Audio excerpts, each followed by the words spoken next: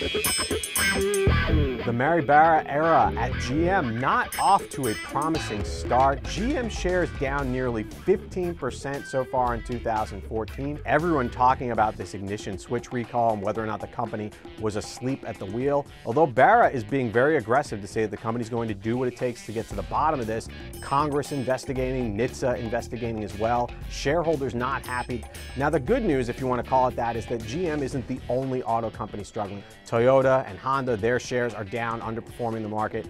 Ford is the best performer, and it's flat. The only auto company that's doing well is Tesla, and that's obviously a completely different animal.